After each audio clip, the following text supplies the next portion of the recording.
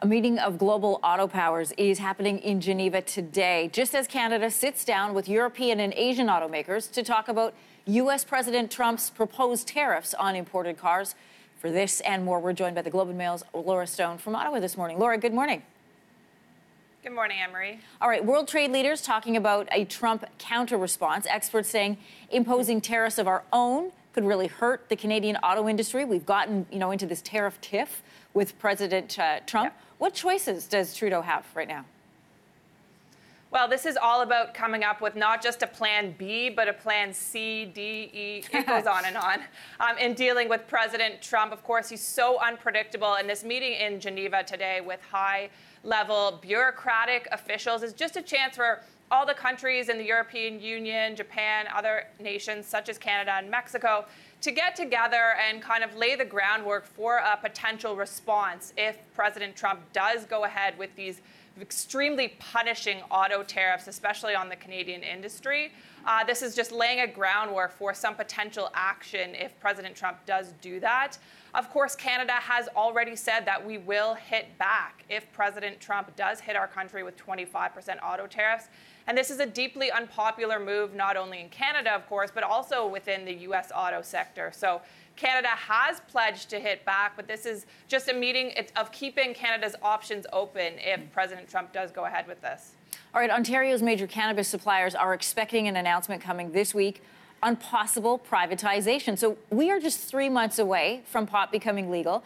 Critics are saying the province of Ontario is not ready. There's just 12 weeks left. Ontario's previous government, as you know, Liberal government, said that they were going to run pot through government-operated stores like the LCBO. The new government has said they want it to be privatized. What do they need to do to sort all of this out in the next 12 weeks? Well, first, they need to communicate their plan, and the Ontario government has been playing its cards very close to its chest on this one. We had Ontario Finance Minister Vic Fedeli yesterday assuring the public in some sense that Ontario will be ready, but he hasn't shared any details of this plan. Of course, Anne-Marie, as you say, there is this potential privatization of the retail stores, and so there needs to be some groundwork for how that would actually work. How would stores get permits? How many stores would be allowed? We know the Ford government has said they want to protect children with this legislation. They don't want stores very close to schools, for instance. So they need to start communicating that plan and telling retail operators how they would actually go about getting the stores. We also heard that the Ontario Cannabis Store, which is what the Liberal government had previously planned, would act as a warehouse and supplier to these retail outlets.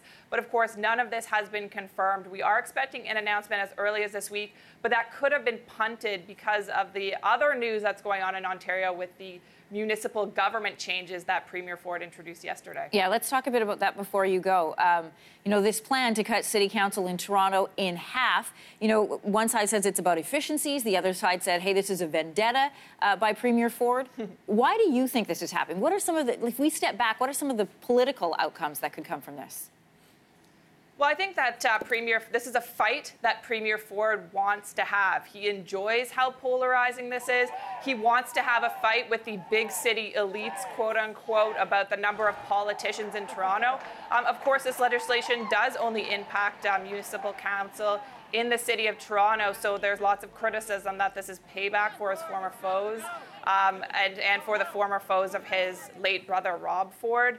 We had one city councillor, George Mammoliti, who supports this plan, saying it will mean fewer left-leaning councillors in City Hall. So I think this is something, Premier Ford wants to be seen as a man of action, someone who's getting things done quickly. Of course, this comes as a huge surprise to many that he would actually go about making these changes in the middle of a municipal election.